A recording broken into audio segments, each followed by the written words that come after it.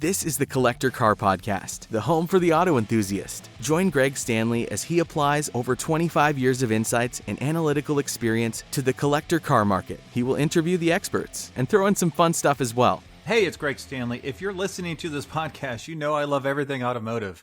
This passion has expanded to include being a car specialist consultant for RM Sotheby's. So if you need assistance buying or consigning a collector car at any one of our online or live auctions, including Scottsdale, Amelia Island, or Monterey, you can reach one of our car specialists at rmsotheby's.com, or you can email me directly at gstanley@rmsotheby's.com. Metron Garage is a company designing unique garages, condos, and other structures specifically for the auto enthusiast. They've got 8 models to choose from, including 2-story options, which I think is super cool, all with a very modern look and feel to them. And they come in all sizes, and they're fully customizable. You can check out them today and start speccing your own ultimate garage at metrongarage.com, where you can request a catalog or talk to someone to learn more. So be sure to check it out. Well, welcome back to the Collector Car Podcast. Hey, it's Greg, and I have a great guest today, Zach Aller. Zach, how you doing today? I'm doing great. How are you, Greg? I'm doing great, man. This is your first time on the podcast, and before we talk about the awesome supercars that are coming up for sale in Lauderdale, I wanted to see if you could tell our listeners just a little bit about you and your passion for cars. Like, what do you like? You don't have to tell us what you don't like, but just kind of, a little bit about yourself.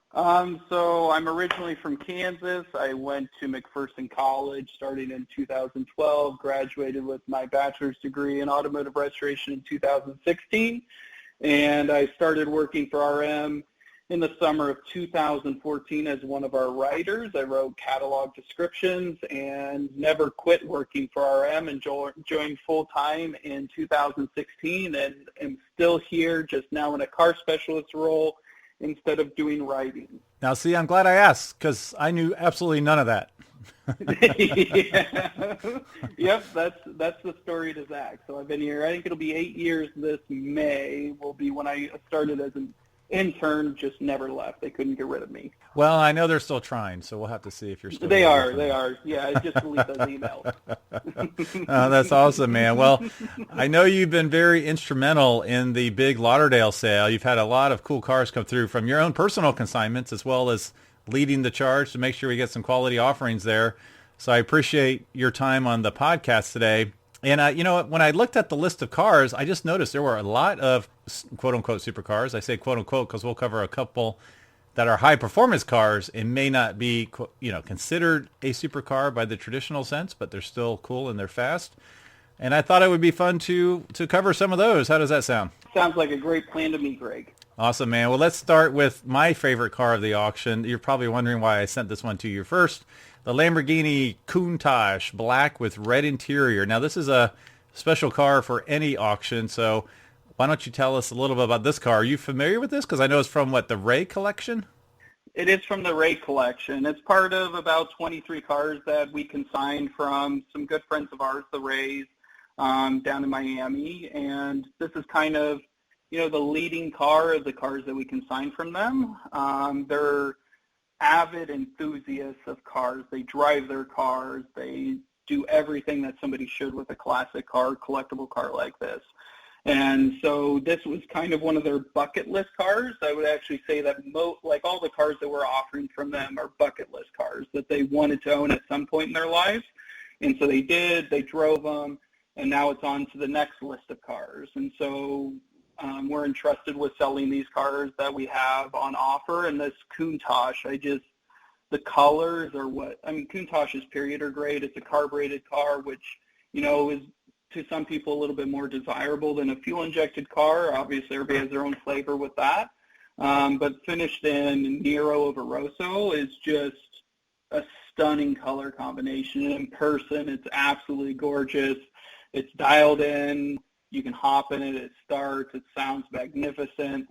There's nothing about that car that I don't like. Wow. So I can take it for a test drive and do some donuts in the local parking lot? As long as you have your bidder credentials and your bank letter of guarantee, I'll let it happen. You'll let it happen. Okay. All right. Yeah. And that's anyone who's listened to this podcast knows that a Countach was the first real supercar, real collector car I ever saw in person. So I have a sweet spot for those particular cars. And like you said, that is a tremendous color combination. Sounds like it's just ready to go. So that's awesome. And I do like to reference Hagerty Valuation trends to kind of see what's going on in the marketplace out there. The one-year trend, which makes a lot of sense, is they're up 6.1%. The one thing that didn't make as much sense for me is they're actually down over 3 years, down 7.8%. So, things fluctuate. I was just surprised that those had been a little soft for a little while. So it's a great car. We'll see what it brings. The estimate is $600,000 to $750,000, which shows the strength of this particular car. All right, the next one I picked because there's some weird stuff going on in the Carrera GT world is a Porsche Carrera GT. Now, I don't believe this is from the same collection. Estimates about $2 million to 2.2. Where do you stand on Carrera GTs? What have you seen out there in the marketplace? So in this '05 Carrera GT, it's just become one of those pinnacle analog supercars that's never going to be made again. That's my take on it. Like, this car, it's a manual transmission, it's a V10, it has an exhaust note like none other, and in my opinion, they haven't created a design that's as desirable and iconic as this since the Carrera GT was made. The 918s are awesome, they look great, but the Carrera GT is its own poster car in its own right. And I think as the generations grow and get older and start buying cars, they're even going to become more desirable. The best way I could put it is like the 300 SL. They made so many of them, but yet today they're so collectible and demand a strong price in the market. And the Carrera GT, they made a lot of them. They did for like a collectible like supercar. There's a lot of them. And the prices show that they are an amazing car. They demand the respect they're finally getting. And I think that trend will just keep going up, in my opinion. Yeah, and there's been some that have sold over $2 million that were silver. Mm-hmm. Ironically, there was Jerry Seinfeld's ex-black car that did not sell for $2 million, which really surprised me recently. It wasn't one of our auctions, but I was surprised because black is a rare color.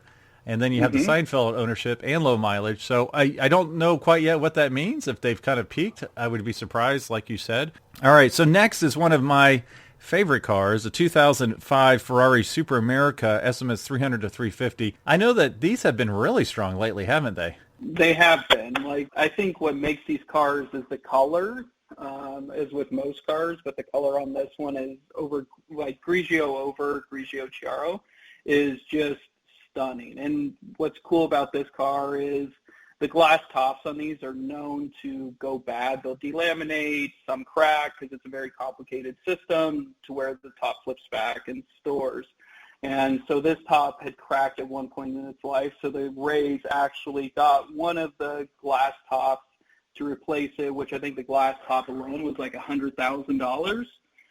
Because they're like hen's teeth right now to get a new glass top for one of these cars. So they've gone through to make sure it's ready to go onto its next consignor, fully sorted. It's literally finishing up its belt service today. So it'll be ready to drive and enjoy and flip the top back and have a good time. Yeah, that's really great. That's a great recap you gave just now because, that's what folks wonder. That's one of their first questions is, has it been serviced and is it ready to go? And it sounds like this one is. And I saw that this one is the F1 paddle shift, correct? 6-speed? Yep. It's the F1 with the paddles. So I don't know if they made one of these in a 6-speed gated car, but if they did, it would be just as good looking and as much fun to drive. Yeah, one of the few facts I do know about these is that I think there were 42 gated 6-speed shift cars, which this is kind of a bargain at $300,000 to $350,000 because if you do have one of those 42 cars, they're worth over twice as much as this estimate. So correct. Yep, that's exactly right. It's kind of nuts. These analog supercars that are manual have really gone through the roof. They have. The Hagerty trend on this one's just up 0.7 the latest year and down 41.6%. So these had been stronger in the past, but it looks like they're starting to appreciate again. All right, the next one's a 1984 Ferrari 512 BBI. So we've got the fuel-injected version, correct? Correct. And it's the last, year for the production model for the BBI. And so there's, lesser of the final year production, so a little bit more desirability there. And this car went through a full restoration. It wasn't done by the Rays, it was done by the previous owners, but they went through literally every nut and bolt on the car and made it as good as new. And when you see it in person next week, you'll see like the amount of work that went into it to create a factory fresh in a sense, 512 BBI. That's amazing. And again, this one has some really nice colors as well. So this is Rosa Corsa over beige. Yeah, the estimate on this one's $350,000 to $400,000. The 1 year Hagerty is up 1.5. The 3 years basically flat. All right, the next one I know you know a little bit about, the 2005 Ford GT. I think I saw you driving the silver one down in Amelia, correct? It's very possible. I love the 0506 GTs. So, yeah, I wanted to have this one on because as I looked at the heritage cars, which, 2006, Gulf Oil, iconic colors, they've really kind of gone through the roof recently, and I'm waiting, and it kind of showed up in Amelia. The quote-unquote base version should jump up and close that gap is my thought, and it did in Amelia. Both of the cars sold for over high estimate, and the estimate on this car is $500,000 to $575,000. And to me, that sounds like the correct estimate. Then you factor in it used to be owned by Kid Rock. Is that right? Mm-hmm. Correct. Yep, that's a little bit of celebrity ownership, so that usually, helps with the value on something. We'll find out on the day of how much that does help it.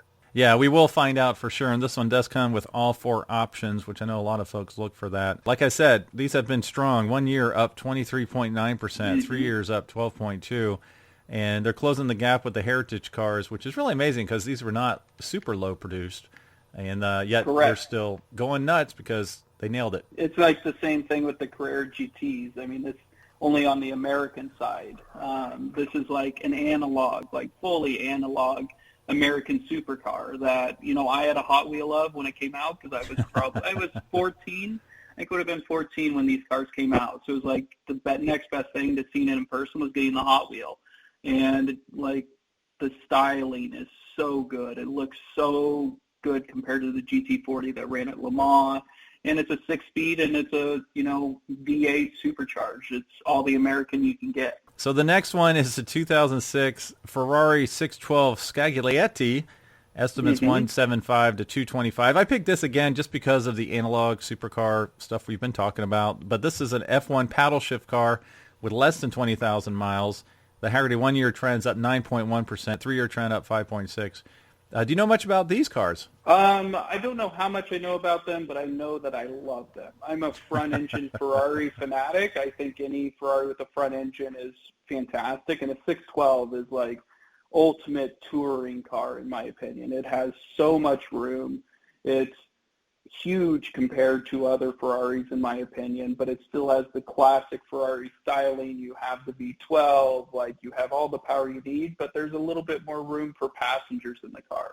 And I'm 6'4", 6'3", depending on the day and the humidity, and so the amount of space inside the car is so perfect. You don't feel cramped. You could drive from Stewart to Miami and be as comfortable as could be, and I think it's the ideal Ferrari touring car. Okay. No, that's great to know. Someone that has as much experience with cars as you have, that gives our listeners a little insight as to why you love these Ferraris. So that's cool. All right. So for our last official supercar, now, like I said, we'll have some cool performance cars here in a second, but I wouldn't call them supercars, is the 1998 Lamborghini Diablo VT Roadster. Estimates 350 to 400. And I honestly think that analog Lamborghinis are soft when you compare them to all the other analog supercars like Ferraris that have been going through the roof lately. And these Hagerty trends kind of speak to that. The 1 year trend is flat and the 3 year trend is only up 5%, whereas on the, let's say the Ferraris, you're seeing double digit growth. Why in your mind have these not gone through the roof like the other analog cars from the same period? I think it's taken a while for them to do it, but I think in the past, in my opinion, in the past 5 months that they have started to come into their own right, that people are realizing that Lamborghini created a great supercar in the 90s that was also a gated transmission car, and they're realizing how rare they are. And I think, I don't know if it's because Lamborghinis were always kind of a celebrity car, that's who always drove them, or what the deal was, why people didn't completely go after them more. If it's just brand recognition, it's a Lamborghini, not a Ferrari, and Ferrari has a bigger presence with that. Who knows? But I think right now people are realizing how great of a car they are. Mid-engine, V12, 6-speed, like this Diablo is one owner from new with 49,000 kilometers on it. I think that it deserves as much respect as another Ferrari from the 90s that's gated and, same performance. Yep, I agree. And like I said, I've always loved the Countachs, but I did think Diablo is probably the prettiest overall Lamborghini of that era before they get into all the angular stuff. I do think Diablos are really nice. And the VT Roadster, in my mind, is the one to have of that generation. That's a great car. Yeah, and it's a roadster, too. I live in Florida, so I look at things and I'm like, that'd be a nice car to drive down 95 today. Like, this is one of those cars. Or if you're sitting in traffic, it's going to be just as comfortable because we have a lot of traffic, so that happens. Right. All right, so our next one is kind of an odd duck, and I say that in the best way. It's a 2008 Honda S2000 CR. CR stands for Club Racer. They only made 700 of these cars. The estimate is 60 to 80 grand. I picked it because I know the S2000s are starting to appreciate. The non-CR cars are up 23.6% for 1 year and up 40.6% for 3 years. And to me, the one to have is a CR because it is limited production. It is special. Mm-hmm. It is just a little bit unique. And the one in the 3-year trends show that. 1 year is up 34.2%. 3 years up 70%. Now, it's kind of an odd duck because in my mind now, let me know your thoughts, is that all of the hard tops, first off, it's a hard top convertible, and all the hard tops are black no matter what the body color is. I just think it looks a little weird. To me, it looks a little weird. Anyways, what are your thoughts on the CR? I think it's a cool car because, it's like, I know you have the Acura NSX on the list, and I think these two things tie into each other. For me, like, looking at a car, I want to see what, maintenance is going to be like, part availability, everything like that. If you're going to be driving the car, you want to know those things. And when you look at a Honda S2000 or an Acura NSX, they're like Honda products. They're simple, they're efficient, they're powerful, they're low maintenance. They're cars you get in and drive. And I think that the CR just has that, look that we all liked from, Fast and Furious. It kind of has a little bit of that to it. It's more of a racer car. It's a step above the regular S2000, and I think because of that, that's why I like it so much. And it's one that I wouldn't be afraid to drive because I know the performance behind it is great. I know the reliability behind it's great, and it's a cool car overall. No knocks in my book. Yeah, and this is one of those cars, never say never, but I just don't see certain cars really ever going on again. You look at the JDM trend. This is an American-built car. But I think it's the next generation. They're going after these cars. I don't think you can overpay. Obviously you can overpay from a time frame, but anything that's overpaid, I think just might be a little too early, as they say, where very shortly it will be worth whatever is paid for it.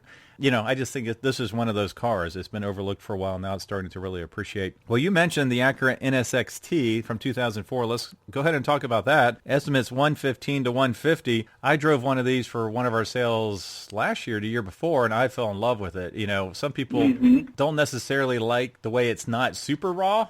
Some people like the rawness of their Ferraris or their Lamborghinis, whereas this one's an everyday driver. This is the car that made Ferraris reliable, for lack of a better word. Are you saying it's too comfortable? Is that the problem? It might be too comfortable, too much cushion in the bolsters. Right, and too reliable. You don't have to take the engine out to service it that I'm aware of. So what are your thoughts on the Acura NSX-T? I'm in the same boat as the S2000, and with this car, it's a mid-engine. It's a touring car. Like, that's my opinion. I don't know how many people agree that a mid-engine NSX is a touring car, but I think it is. And also, if you want to throw track tires on it and go to a track, I don't think you're going to have any qualms with it. And when you're done with it, you're going to put your road tires back on and drive it home. I don't think that's something that every, manufacturer from the mid-2000s can tout with their cars, but I think with this car, that's something, very recognizable and worth noting on it. And it's a 6-speed, which I love. And, it has everything that you'd want in silver over black. It's iconic. It's a great car. Yeah, they are great colors, as like you said, and this one's in tremendous shape. All right, the car we skipped over, and I really just wanted you to talk about it because I don't know your opinion on Dodge Vipers, so I'd love to know your opinion. What are your thoughts on the 2002 Dodge Viper GTS that we have in the sale? It's one of my favorites. I think if I had a Viper, I'd want the hardtop GTS personally. I'd want the iconic blue with white stripes myself. That would be my choice. What are your thoughts on this particular example? I'm on the opposite end of colors. I think the graphite metallic is so good looking, and it doesn't have stripes either, which I like the clean look of the graphite with no stripes. I'm not a big red or blue Dodge Viper person personally. Like if it was an early first-gen Viper, I'd be like, yeah, I want red, white stripes because that's the way they all are, so I want that, like first year. Right. But with this, I think the hard top head, the fixed head is, or coupe, whichever, I guess we're on American cars, so we have to call it a coupe now, not fixed head. So that's right. Yeah, you got to get the grammar correct on them. I think the styling of them is so iconic. It's very, very Shelby Daytona-esque looking, which I think is part of the reason that people are picking up on them a little bit. But it's also, your American analog supercar with tons of power and a six-speed transmission. I grew up in Kansas, so this is probably one of the only what I would call a supercar, because that's the only thing we had in my small town was a Dodge Viper. And so I think growing up and seeing these around town and seeing them at the dealership, I think that's why they've always held a special place in my heart for a collectible car. And I have no complaints. I actually like the color a lot. I would take it over your blue-white striped car. I'm sorry, Greg. Well, let me be clear. That would be my first choice. Something like this graphite is very cool. There is no doubt about that.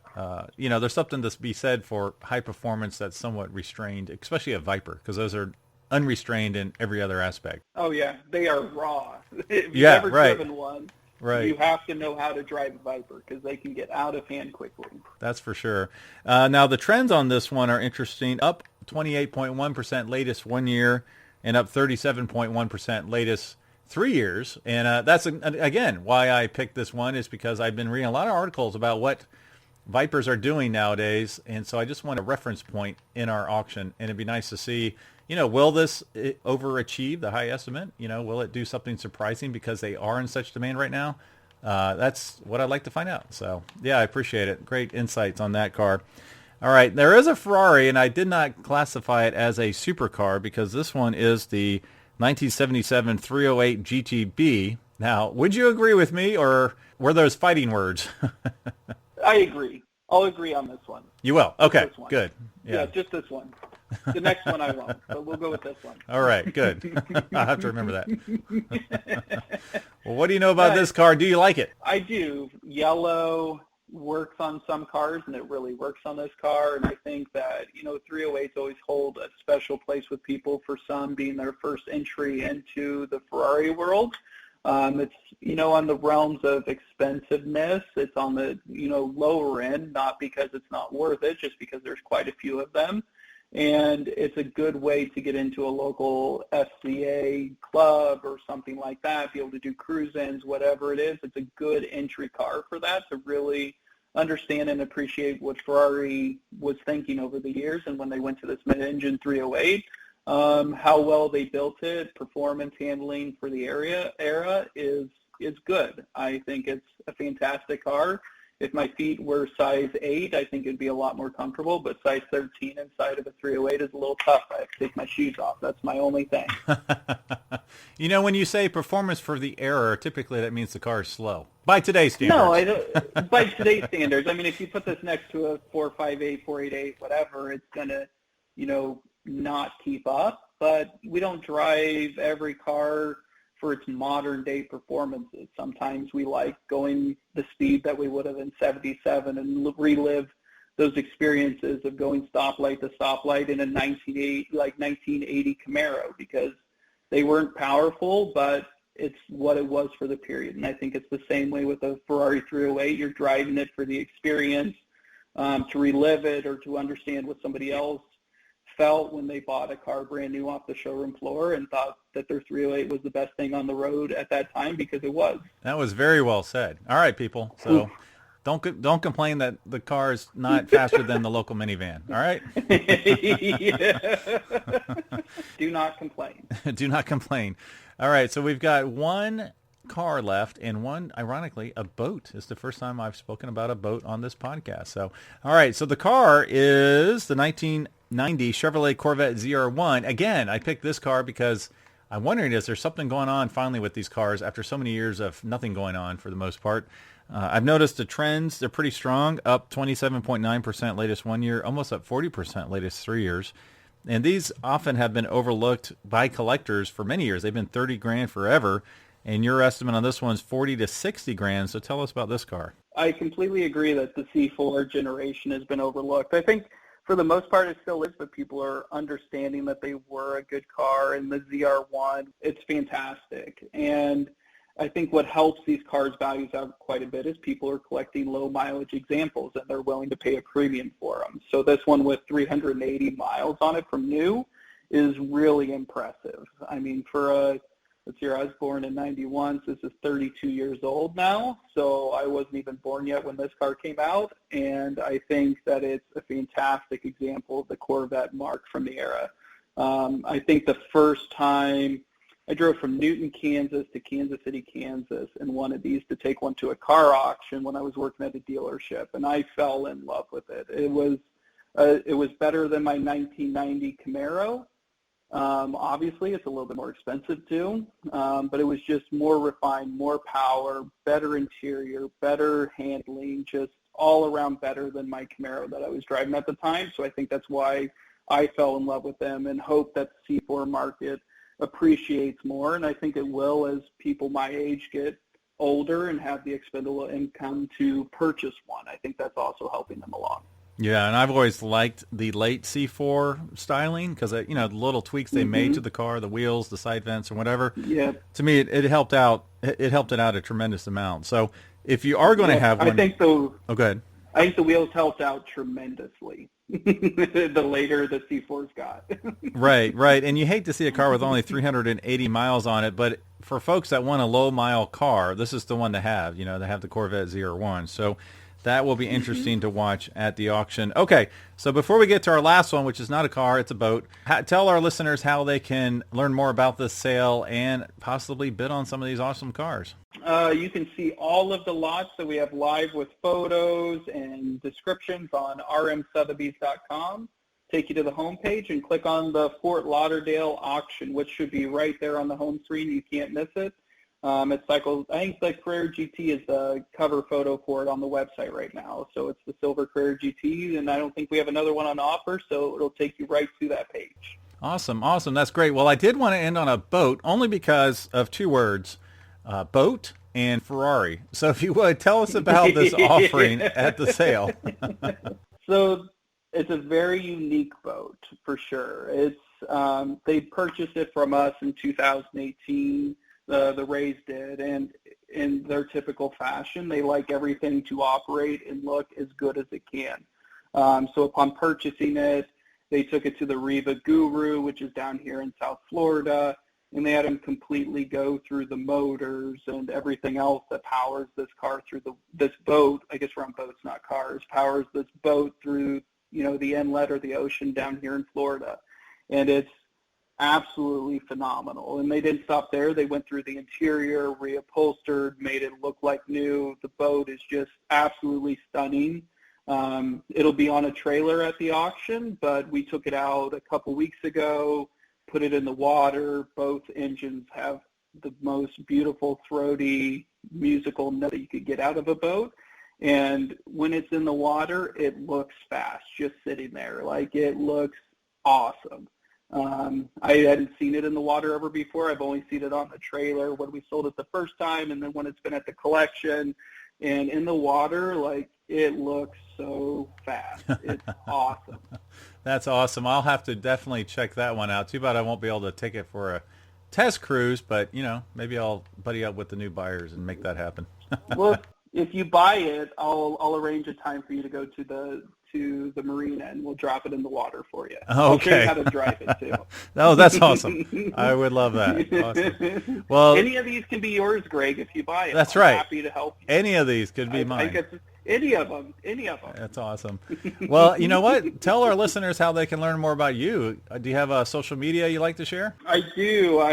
So I'm on Instagram. I'm Zach, Z-A-C-H, J, Aller, O-L-L-E-R. That's where I post some of the cars. I have my showroom down here in Stuart, Florida at our office. And then you can also read my profile on our website. Always happy to talk cars and anything car related, and even boats if they're cool enough. Awesome. We'll talk about the Lamborghini boat next time, or even rarer, the Spiker boat or the Pagani boat. Oh, the Spiker boat is so cool. So I know someone that has one, and it's so cool. I just made that up. I didn't know there was one. No, there really is a Spiker boat. There really is. That would be fun to check out. Yeah. Well, thank you so much for your time today, Zach. Absolutely, Greg. Anytime. It was fun chatting with you, and I guess we'll see you here in a week and a half. Yep. See you shortly, buddy. Thanks. All right. See you, Greg. Thanks for listening to the Collector Car Podcast. Don't forget to give us a nice rating on iTunes, and be sure to follow us on Instagram and everywhere else at the Collector Car Podcast.